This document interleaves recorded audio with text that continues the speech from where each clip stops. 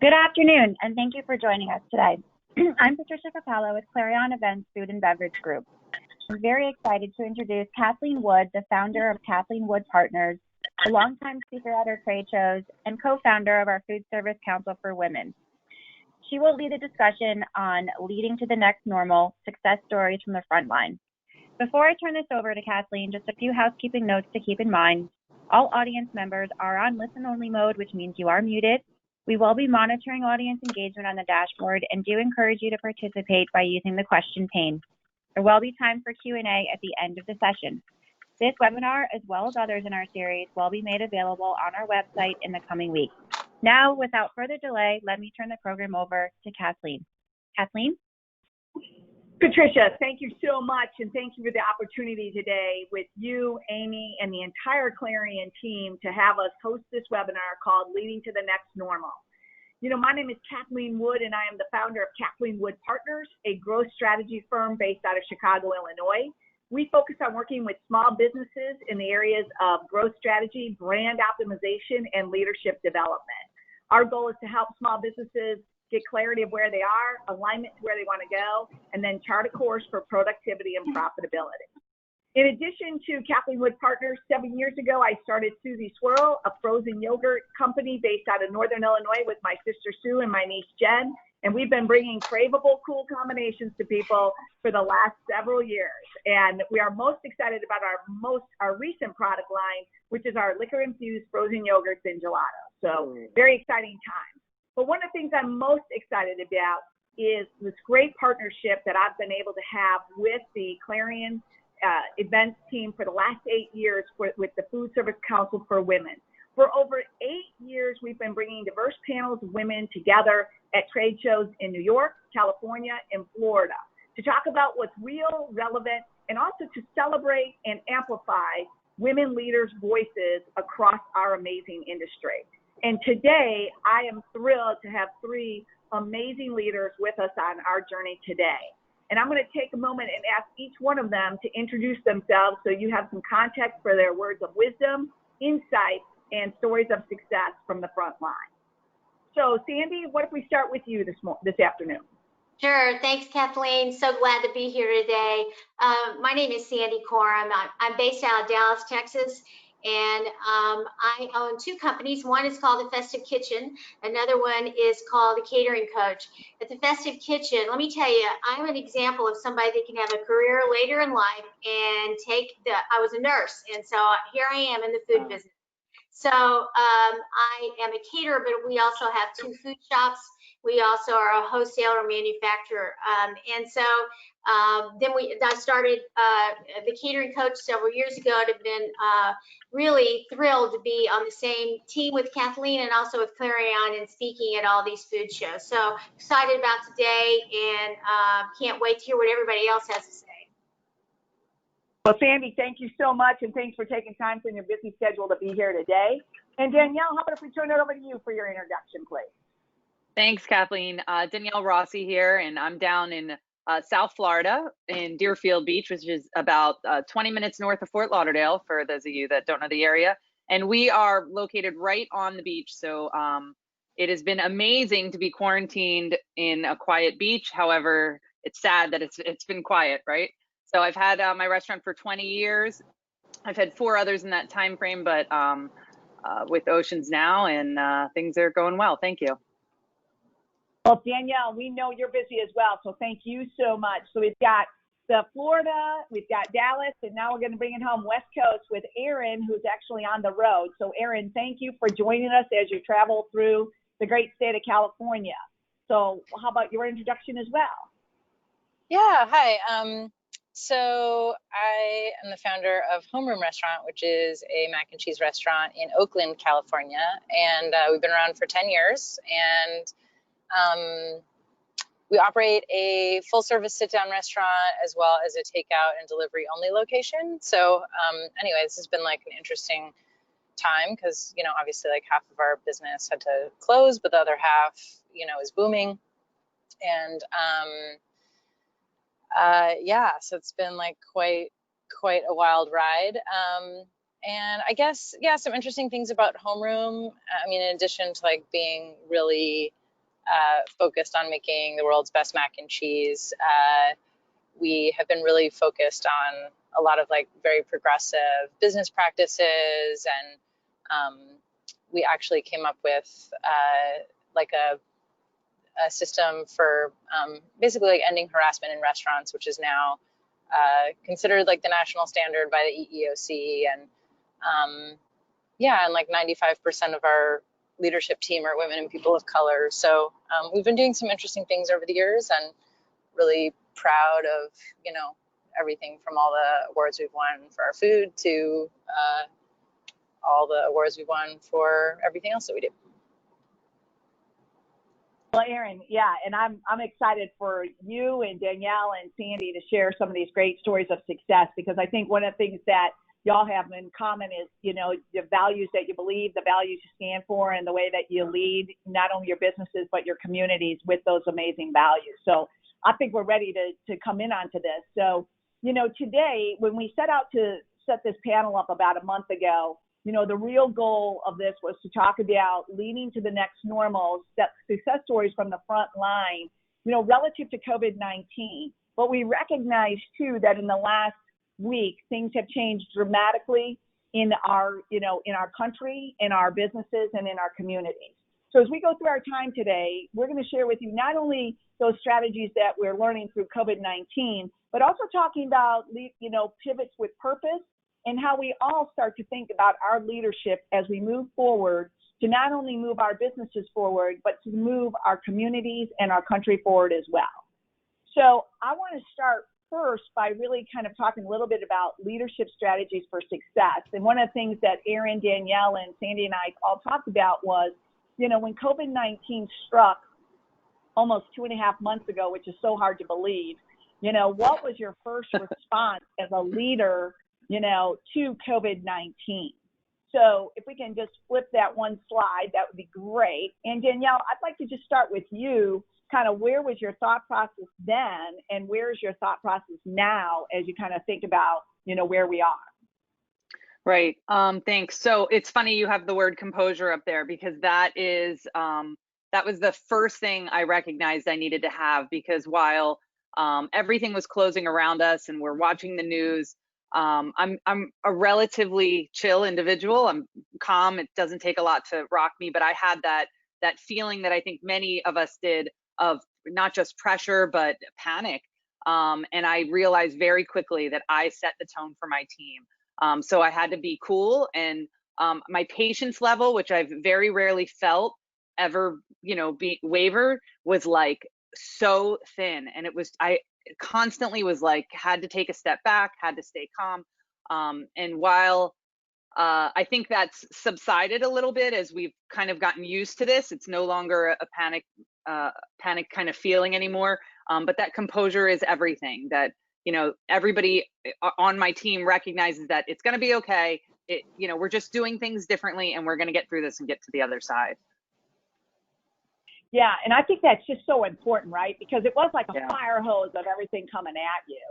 You know, Sandy, from your perspective, what was, you know, when COVID started to hit, what was your kind of perspective from a leadership? Because you have a lot of moving pieces in your business too.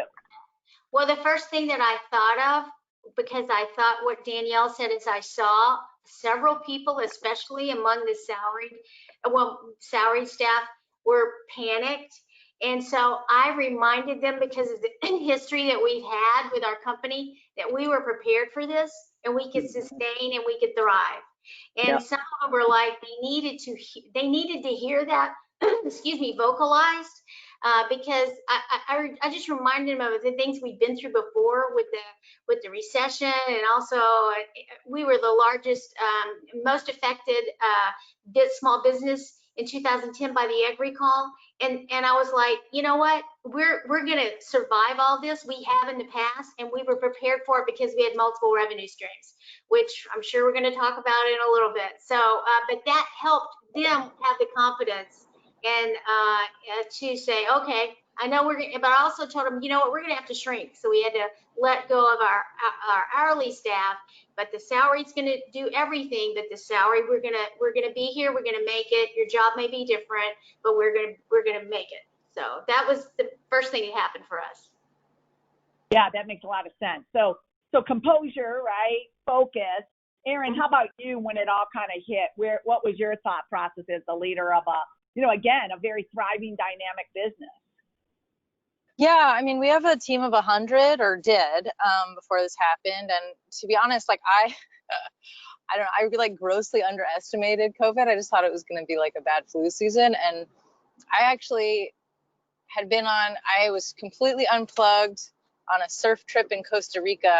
And within 24 hours of getting back, Oakland went to shelter in place. So I like had left, and the world, I mean, honestly, if I thought it was going to go like that, I wouldn't have gone on a surf trip. But I mean, I think it just shows you how rapid this was in terms of a change to all of our universes. Like, I could never have imagined that a week later my restaurant would be, closed. So, right. So yeah, it was really rapid, but like my belief about all of this is that it has accelerated. I've seen it in like people's professional lives and personal lives. It has accelerated things that were already happening. So, we had been seeing a huge move, shift to like takeout and delivery, over the years. And honestly, it just was like that went on to like hyperspeed, And so we had like thankfully already had plans in place for how we were going to expand that. It was just, going to happen over the course of a year or many years. And instead it was like, we've got to do this in, 30 to 60 days or, we will be in trouble. And so, I'm really grateful. My team, well, I shouldn't, like, that was still really hard. We had the overhead of 2 restaurants, but, the revenue of 1. And, so I had to completely restructure everything. And to be honest, it was not super smooth, because people are really afraid. And so, I had like a lot, even though we didn't ask anyone to work who didn't want to, we just started taking volunteers for basically like people who wanted to be laid off. But, I found there was tremendous resistance to us remaining open, and that, a lot of people had a lot of like very strong beliefs about, is it right to even do business at all? What should the role of a restaurant be? And, it was my belief that like this was going to be, that I wanted to create a space for people who wanted to keep working through this to keep working, because I felt that if we closed, we would potentially never reopen. And I think that turned out to be, prescient. And I'm grateful that we have, and like, thankfully, we've rolled with the punches, and we have now like 60 of our, formerly 100 staff, and have been doing, really well, all things considered. And I'm really grateful that like no one has gotten sick. And, but it has been, I think it's definitely the time when I've like had to question myself the most, because I've had people that were, people I had worked with in some cases for close to those 10 years who thought we shouldn't even be open, and that I think we're a really, really collaborative workplace. And it was also one of the first times that I found myself just making calls like very much all alone, just being like, all right, this feels like the right thing, and I'm going to do it. And honestly, by next week, there might be a different decision, and I think that was also unique, like I'm used to making like strategic long-term decisions, and the best I could do is make a decision 1 week to the next at best, Yeah. I mean, so I think this idea of keeping composure, staying focused, being flexible, but it also, one of the things that I admire that everyone was doing was starting to move to be more innovative, right? I mean, I even found that when we were closed, that we had to start to get innovative, that we weren't going to be able to do it by ourselves. We had to start thinking differently about our business. Do you think, given where we are today, do you think that, how has your leadership thought process changed from where you were 2.5 months ago to where you are today? Especially given what's going on in our world today.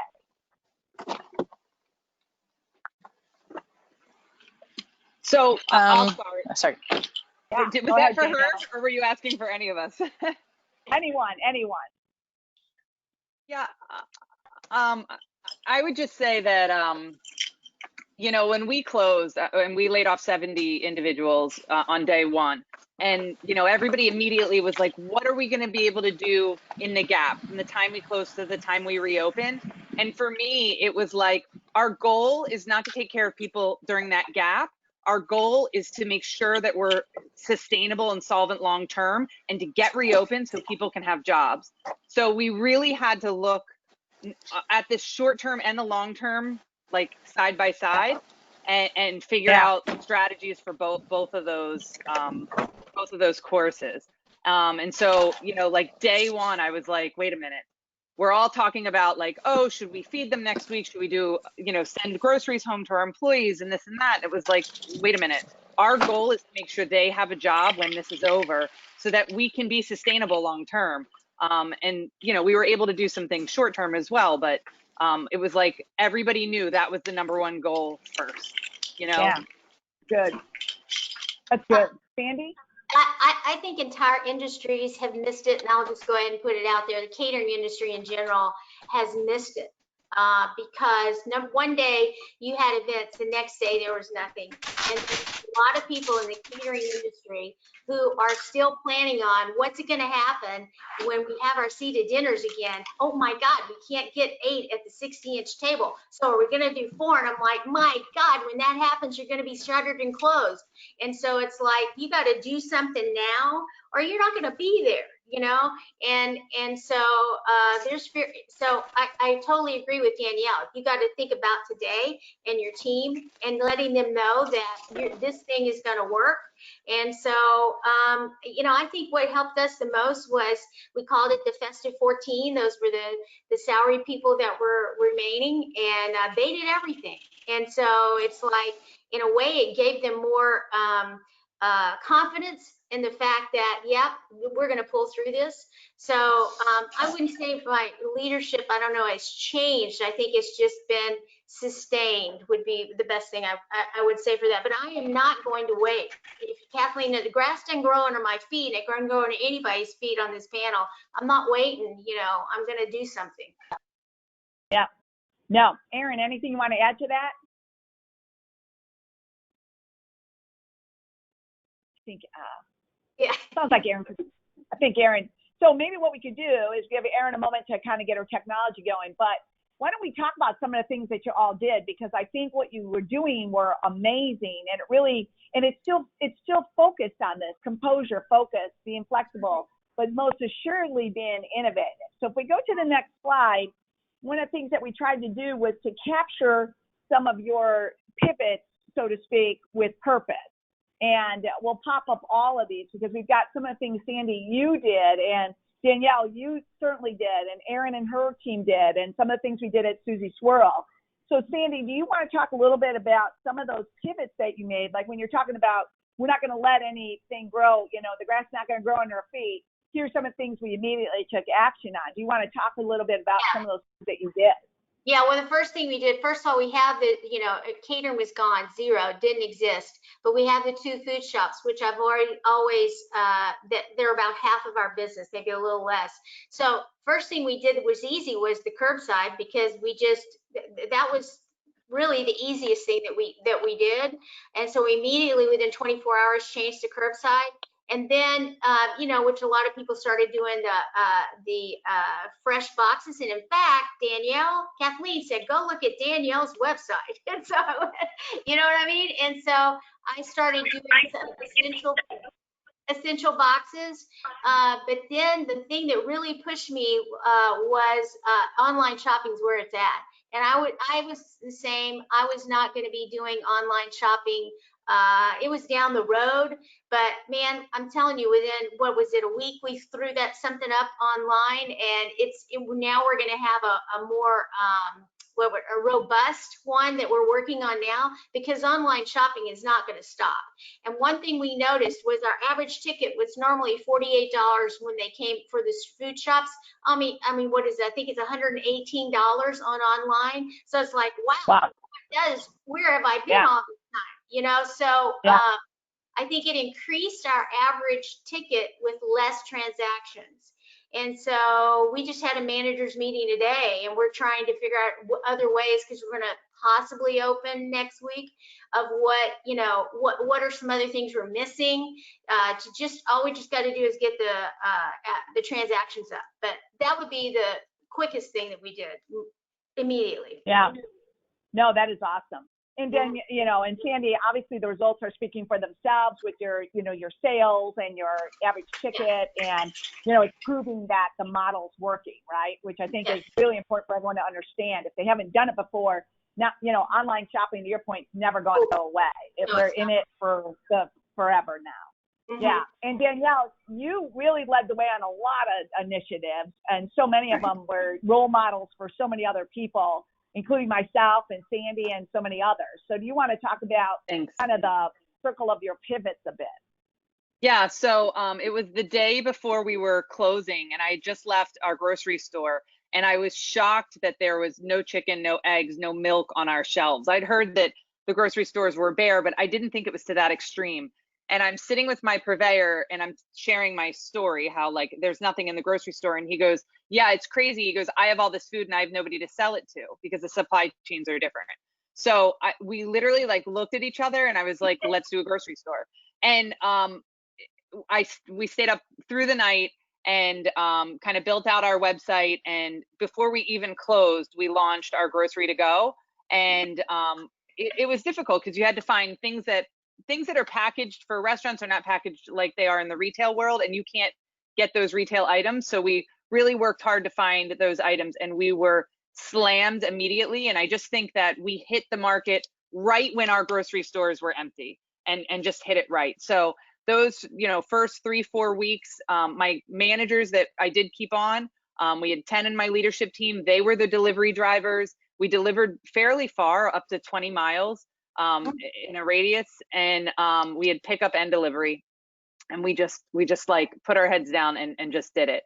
And then at the same time, I had a friend who has an organization who started an initiative called Feed the Need, and he found that there are different contracts with the state because they have needs for emergency feeding, and we were able to tap in with him and come alongside our public school system and provide and prepare and distribute the breakfast and the lunches for the students there, in addition to their families. So that was amazing. And we just passed 70,000 meals last week. So 70,000 in what time frame, Danielle? That was like 5 weeks. 5 weeks, unbelievable. Yeah. It's been nuts. And my team is literally at a school site with a refrigerated truck, you know, handing them out to everybody. And so they've just been amazing. Like every day I come in, I'm like, all right, we got a new trick today. and they've been on board to carry it through. So I've been really lucky to have them. Yeah. Yeah. And in the middle of it, you also started Ground Zero. So do you want to talk a little bit about Ground Zero? Yeah. So beneficiaries of that too, Danielle. Yeah. So right before COVID started, I was working on a project on a food hall actually, and my partner and I were kind of sitting around one day. I should say we were commiserating one day, like, oh my God, how are we going to get through this? And we were talking about how so many hospitality and restaurant owners are going to have to take a look at their business and do things differently. So if you think you're going to reopen the way you close, like you got another thing coming for you, you know, because revenues hide mistakes and things that you don't want to look at. And, you know, we were at the height of revenues when we closed. So we found the top 20, you know, industry experts that we've worked with, you know, in our careers, and put together a virtual boot camp for restaurateurs to really kind of refocus and re-engage and take a look at their business and dig deep to be prepared to not just get through COVID, but thrive on the other side. So we've been doing that in our spare time. In your spare time.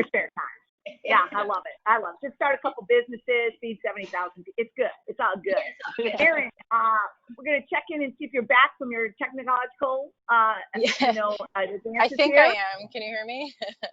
Totally. Okay, So good. we're just kind of talking about pivot with purpose and some of the things that, you know, you've been doing some amazing things at Homeroom Mac and Cheese, not only in Oakland, but in the Bay Area, but also how you've been doing that while still staying true to your values as a business as well. So you want to share a few of those pivots too? Yeah, I mean, I think I agree with the point that I believe it was Danielle just made about, it was clear to me that like business, like I think that one of the challenges, and honestly, I think this will continue to be a challenge because I think we're all still sort of in shock, is like that as a leader, I think needing to plan for the long term. And I think people keep hoping that this is like short term, right? Like, oh, you know, this is going to come back, or this will just, you know, shelter in place is going to last this long, or whatever it is. But it's like clearly the world is going to be different. And so I think like figuring out as quickly as possible what sustainability means for your business in that environment, right?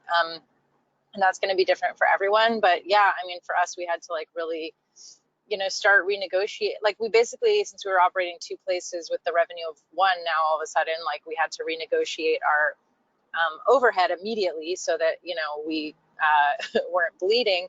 But then it was this question of like, how do we get that revenue back that we just lost? And I certainly, you know, and the goal is that we hope that at some point the restaurant can and will reopen, and it'll probably be a little bit different than it was before, or maybe a lot different, but we can't be like sitting around waiting for that day to come. So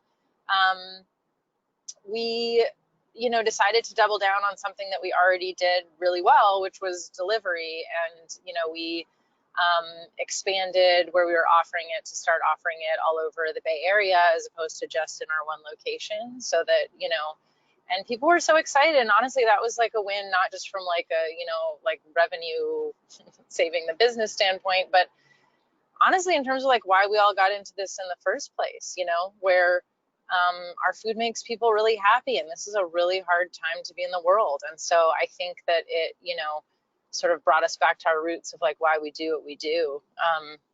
And that was a win. And I mean, we did do some additional things, you know, to try to make people's lives a little bit easier and to try to make that delivery a little bit happier. You know, like we also didn't have any supply chain issues with things like toilet paper. And so we just added that to like things you could get delivered. And that became like our fourth best-selling item, you know, because, and like people would like post, you know, like online videos of like opening up their takeout and like along with their mac and cheese, having toilet paper, being so excited, you know. So I think like finding ways that you can bring joy to people during this really dark time is, you know, that's so much of what food is about. And it could be, you know, like I never thought that I'd be bringing people joy through toilet paper, but you know, that's what we're doing. So. Right. And Erin, one of the things I love what you and your team did was you really stayed true to your values, right? So even, you know, as we think about today, Blackout Tuesday, that's still very, you know, we're all participating in that, but your team's taken it to the whole entire week, you know, so you've kept true to what your values are. You've also made it fun. You've also lightened it up, and, you know, you really kept yourself very authentic as you were navigating through all these times as well.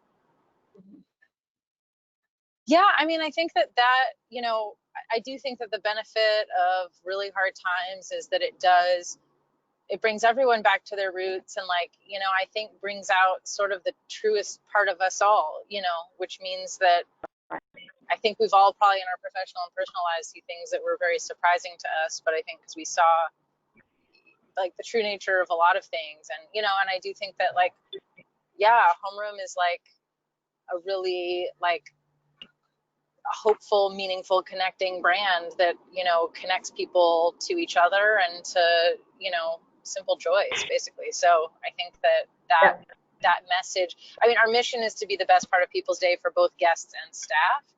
And I mean, you know, Jesus, like there's never been a time where we don't, you know, that isn't more needed. Yeah. So, you know, I think even in the face of some of these really hard things, we've even been talking with like our marketing team and stuff, like how do we want to message during this time that's like really hard for people? And honestly, we've kept it like pretty upbeat. Like we sent out like one email that was like literally like, here's just happy pictures of mac and cheese during a hard week. Cause you know, like we're not going to be able to solve the world's COVID problems. Like we're not doctors, we're not biologists, like, you know, but we can make like that afternoon a little bit happier with like some, you know, like cute pictures of puppies and stuff. So like, you know, I think we're just doing the things that we can do.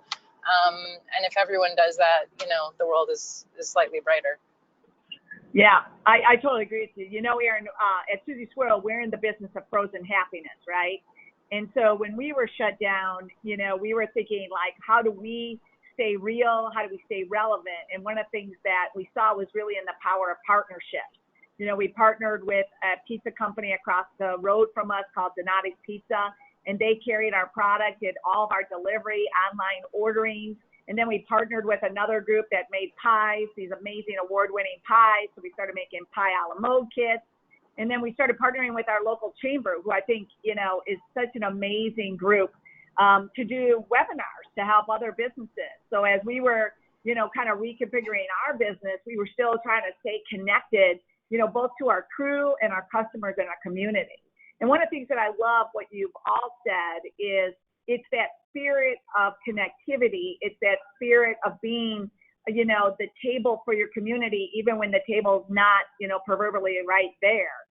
But everyone has found a way in their own way to connect. And I think that's such a powerful message as we go forward is, you know, how do you, you know, continue to stay true to who you are, but at the same time, you know, remember the power of, you know, partnerships, networking, and connectivity, because that's going to help everyone move forward in the world. So super fantastic from that perspective. You know, it's always amazing to me when we have these webinars or when we have the panels, how fast the time goes. So I want to kind of bring it to the next level so we have some time for some questions from our, you know, the audience and everyone that's been here today. And one of the things that, you know, one of the things we all discussed was as we start to think about leading to this next normal, because it's not, we're not going back, that's for sure, but we're definitely moving forward.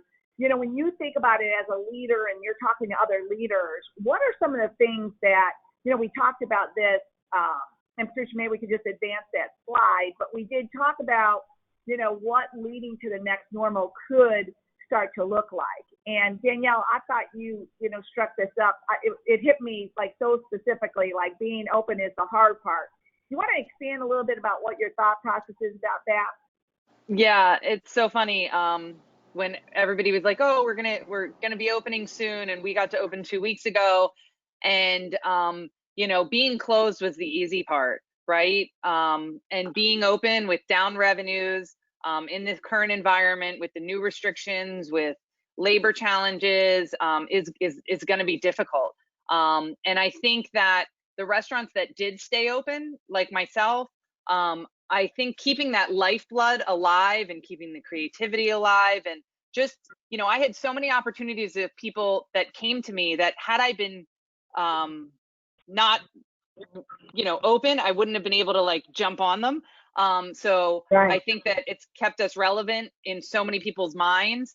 And now my word is no longer pivot, but it's adapt, right? We've got to adapt to what, you know, the people want, into what customers need, and to you know, what that's going to look like. And, you know, we don't know what it's going to look like, but we certainly, it's time, like I said, you know, we have to consider every part of our business and adapt, make it adapt to, you know, what our needs of our guests are. Yeah, totally. I think that, I love that word, adapt, Danielle.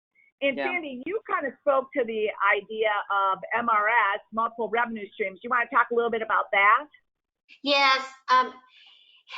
I have talked about multiple revenue streams for years, and a lot of times got blank stares.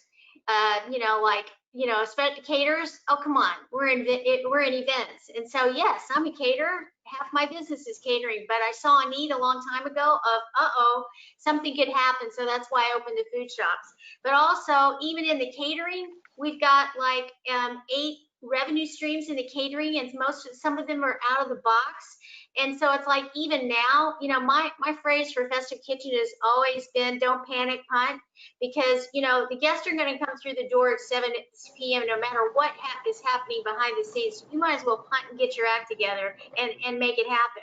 So even now I'm punting because I'm thinking, what's going to happen later? I don't know what regulations coming down the pike. I don't know if this is, you know, probably going to come back, whatever.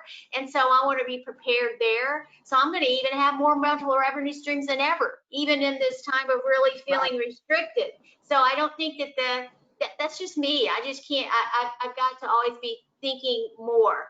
And so I think that it was interesting. A restaurant owner sent me a text about 4 weeks ago, and he said, Sandy, you always used to talk about those multiple revenue streams. He said, I understand now. So, so even in the things you're thinking about, always be thinking of, like Kathleen did, the pizza guy, whoever else you can partner with. And so I'll say one thing, one of our out of the box kind of catering is funerals. We do a massive amount of funerals through a contract we have, usually for up to 80 to 100 a month. Okay, that even stopped, if you can believe it. So that even stopped. Wow. And it's back. So now, we had drop off funeral receptions. So, so I'm just always thinking, and I think that anybody that's got that business wise has got to have multiple revenue streams for times like this. Totally love it. So adapt, multiple revenue streams. Patricia, if we could click up the other two, that'd be awesome. And Aaron, this idea of still leading with your values, what's your thoughts on that? I mean, I think that's what gets us through everything. And the truth is, for everyone on this call, the answer to that is going to be really different, And so I think that this is for sure a good time to get in touch with whatever those are. And I think also to for everyone to sort of search deep down within them as is there something that you have been really wanting to do or that you've been too afraid to try with your business, Yeah. And because now is the time. And I think that stories that I found most inspiring from friends of mine that are food entrepreneurs is people who are doing exactly that, who are just I might run this really high-end restaurant and I'm going to move to trying these take home meal kits. That was an idea that I've wanted to launch for a long time, but I never had the time to do it. It's so I think also just encouraging people to experiment, because you legitimately have nothing to lose at this point, And so I think that and honestly, that can bring some of the fun back into why we all do this, is when you get to use the creativity that probably led you to start whatever it is that you do in the first place, Yeah.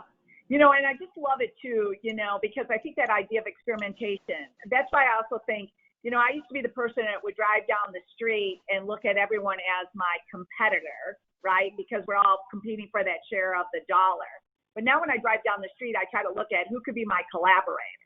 Because as we really think about this, if we're going to be in a hyper local marketplace for the foreseeable future, especially with all these regulations and the slowness. So if you really start to think about it, how do you win in your hyper local, marketplace? One of the things about our pizza partnership is we got our product, shown to many of his client, customers, and he got his product shown to many of our customers, and we all rise together.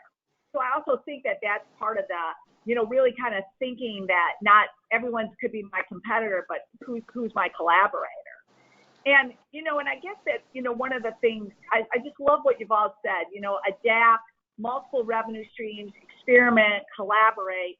And, and I don't want to lose this moment in time where we are kind of in a COVID-19 pandemic event, but we're also in, a societal event as well, where we're all being asked to stand up for what we believe and how we plan to lead. And I guess as we kind of bring this part of our session to a close so we can open up for Q&A, what are your thoughts as an industry that has always had open arms for hope and healing and happiness? What's kind of your leadership insight that you would share, as we all are, finding ourselves in where we are in this moment in time? Sandy, any thoughts?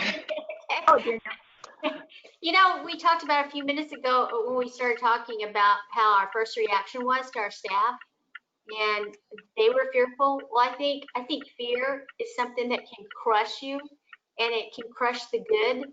And so I would hope that people wouldn't be fearful to let it overtake what the good is, because we do have a good, not being political, country. We do have good people.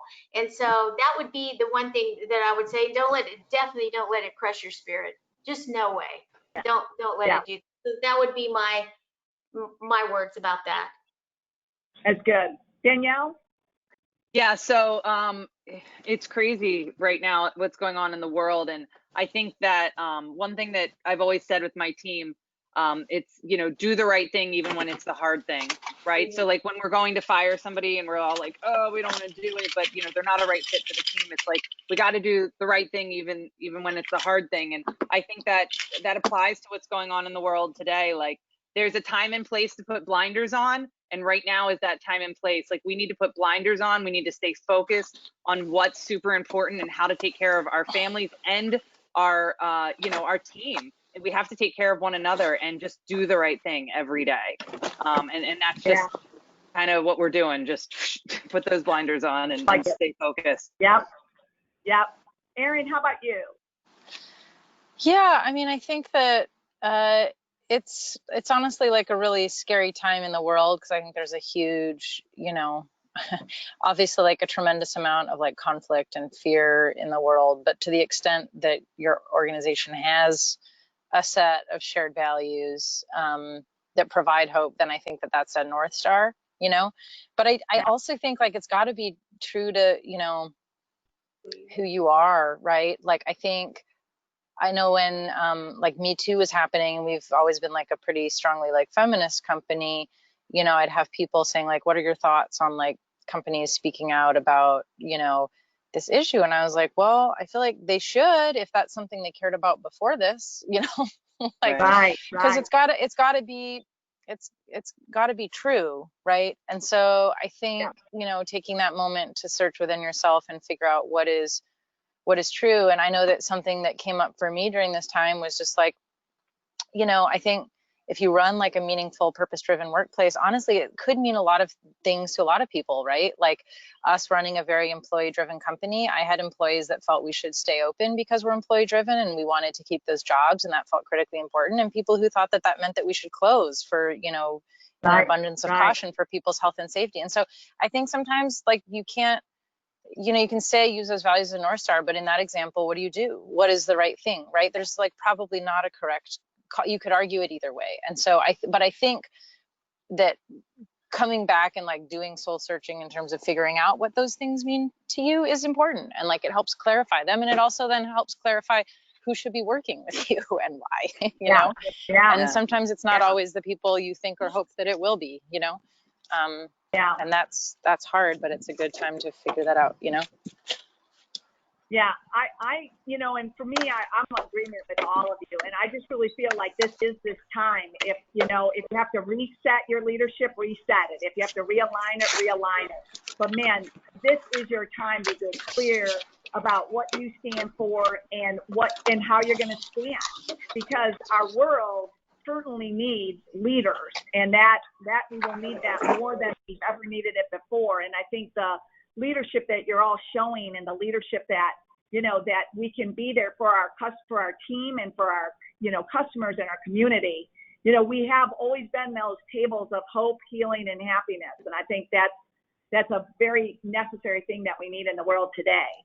And as we bring it home, I thought spending this time with very strong leaders in of itself, that I was thinking about who's a voice that has always been strong, inspirational, calm in any type of environment. And I was led to think about Maya Angelou, because she's just obviously an icon of so many levels. But this quote was it just hit the heart that we need joy as we need air, we need love as we need water, and we need each other as we need the earth we share. And if there was ever a time when we all need more joy and love so we can share, it's this time now. And I thank you all for spending your time with us, and sharing your insights and your feedback and your amazing words of leadership wisdom. And I'm going to turn it back over to Patricia to see if we have any questions, or any questions that our great participants here might be able to answer. Great. Thanks so much, Kathleen. We do have quite a few questions coming in, and a couple of comments too that I wanted to share with everyone. But first, thank you so much, ladies, for everyone being here today. This is so insightful, and I really appreciate your time. One of the first little comments here I just wanted to share is, I appreciate the upbeat energy of your panel. Great ideas. Yes to collaborators. Yes to new ideas and adapt. Yes, yes, yes to values on purpose. Thought that was a nice way to start. So our first question here, how do you keep your employees motivated as we start to reopen from COVID and now being hit by curfews due to the protests? We'll open that up to anyone, right, Patricia? Yep. Who would like to go? Who wants it? Yeah, so I'm open. And yeah, we opened in the first week, we got downpours of rain, and we're on the beach, so we're very weather dependent. So it was sort of like somebody rained on our parade, literally, because we finally got open. And but then we had a busy week, and now all of a sudden, like she mentioned, we have these we've got curfews in place. So I think that we had a little bit of a busy week that got people excited, and it's just every day, like, we're coming up with new menu items and new things that are exciting, so there's something to talk about. Again, it's just keeping the blood flowing. I don't know if I'm going to run out of things to talk about, because in keeping it exciting, it's a lot of pressure, but I think that's what's been exciting for them. It's a crappy day, but hey, we got all these new specials, let's try them, and let's get your feedback. I think getting feedback from them and having them feel like they're part of the process has been really helpful as well, so they feel like they're part of the reopening with us. And it's going to be a challenge to go through the summer with that. Yeah. So yeah, I was going to add. Oh, sorry. Go ahead, Erin. Yeah, I was going to say that, I've always believed that. I found that in the immediate wake of all of this, there was a big focus on pay and hazard pay. And I guess I've always believed that pay is Maslow's hierarchy of needs. It's literally about how people sort of find themselves and become full people. And at the very bottom is food, shelter, and security. You can't move up, you can't have any higher aspirations without those things. But I feel the focus on how to create great workplaces tends to start and end there, pay and benefits and things like that. But I feel that's literally the bottom of the triangle. So I think that that stuff is the beginning of the conversation and not the end. If you're not paying people so that they feel valued during this scary time where their jobs are legitimately more dangerous than normal, well then for sure your morale is going to be terrible. But just because you pay people more doesn't mean that their morale is going to be good. So I think I think that's literally the baseline, and if you use it as your starting place and not your ending place, you'll have a better time. And beyond that, it's about creating a sense of broader purpose and community surrounding what you do. So, Great. And that's going to be different for everyone. Yeah. Tricia, what other questions do you have? So, and actually I wanted to comment, speaking of community, here's another comment that came in. You guys had a competitor promote our burger. Burgers Never Say Die got 2,500 views of them supporting us, and their customers also got an eyeful, and we created community together. That was pretty neat. The next question we have is in regards to how do you handle customers that are not following the state rules of wearing masks and keeping distances, especially at a bar or ice cream stand? What are you guys doing here for that? So I'll answer mine. We do have a sign. I mean, the Department of Health has been amazing in providing signage. The Restaurant Association has been amazing in providing signage. And we've positioned it that the one thing that's been very important to us since the beginning is the safety of our crew and the safety of our customers. That's our number one priority. So we've positioned this as, look, we're following the guidelines to keep our team members safe so we can serve you, and to keep you safe so you can keep coming back.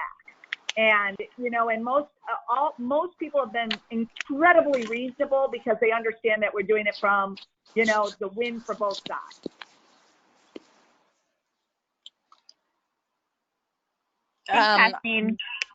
This is Erin. I was going to say that we have spare masks to hand out to people, so that there's no reason to, because a lot of people that are going to be testy are I don't have it, I don't need it, whatever. But honestly, I think it's really tough because some people, this is we have a lot of people that with a lot of pent up anger right now. And unfortunately, like in the service industry, we're always a recipient, like a receptacle for that, you know, even in the best of times, right? And so I think just like working with staff to be like, there's some people that are just going to be really unhappy and it doesn't really matter how we explain it. And honestly, our goal with like people who are abusive like that is just to get rid of them as soon as possible. So we actually usually will just give people free food and be like, please go away. You know, like we just don't need this energy. Like, you know, like take a brownie and like drown your sorrows in chocolate and please keep moving, you know. Thanks, Erin. All right, so this is actually, we're going to green, how to stay green. The question here is, how do you approach staying green in the single serving future? I'll leave that open to anyone. I have some thoughts, but you know, this what I'll say is, I think that we all have to kind of continue to, you know, I don't think that goes away, right? People, profits, planet still is the equation for success. So I don't think that's going away. I do think right now we are somewhat limited in terms of supply chain. And I honestly will say that. And we're somewhat limited in what our capacity is. But I think if we can stay true to the intent as supply chain becomes more accessible, because I'll tell you what, sometimes it's hard just to get the little plastic sleeves for us to put a plastic spoon in just because of supply chain. So I think that, I don't think people are running away. My experience working with custom clients all over the United States, no one's running away from it, but we're also dealing with a very intense supply chain. Thanks, Kathleen. Is anyone coming up with unique ways to support charities in your area that you will continue to keep in place? You know, one thing that we found that I was honestly, my team recommended it, and I thought people were going to have fatigue, like donation fatigue at this point. So I didn't think it was going to be successful, but it was. Is like, you know, I mean, we've always like donated a bunch of food to a number of different causes, and this made it really easy. You know, obviously healthcare workers were high among it, but we did like a GoFundMe where people, you know, customers could buy meals for healthcare workers, and then we just, you know, would funnel 100% of it there. And people were still really excited to donate, even with all the things that there are to donate. So I think, you know, anyway, I was shocked. So that was one of the things that we did. We're doing something that's not for a charity, but it's essentially paying it forward. Because one of my locations is in a very affluent area, and it's like, you know what, reach out if you see someone that needs help. Here's dinner for 4, and so it's not exactly a charity, but it's still the same thought process. And so I know there's other caterers that have been very, very successful with that. So that's what we're going to be doing. In fact, this afternoon it starts. Nice. Great, thanks so much, ladies. Kathleen, sorry, did you have another comment? Nope, just looking for you, Patricia. Well, that was actually our last question. So I didn't know if you wanted to leave any last comments. I just wanted to let everyone know, to remind you that you will receive an email with a recording of this webinar within the next few days. This will also be made available on our foodandbevshows.com, so you can listen back on this at any point in time. And Kathleen, I didn't know if you had any last comments or. I just want to say again, Erin, first, Patricia, thank you, Amy, and the entire Clarion team for the opportunity to have this today. We look forward to doing many more of these through the course of the summer.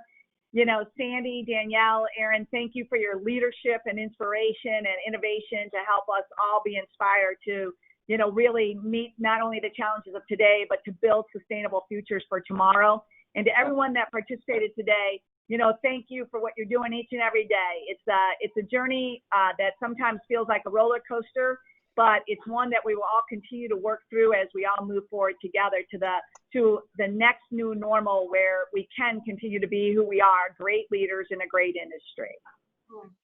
Thanks, Kathleen. Thank you. Thanks, Kathleen. Yeah, thank you, Erin, so much. All. Hope everyone has a great afternoon. Stay healthy and stay safe. Until next time. Thank you. Thank you.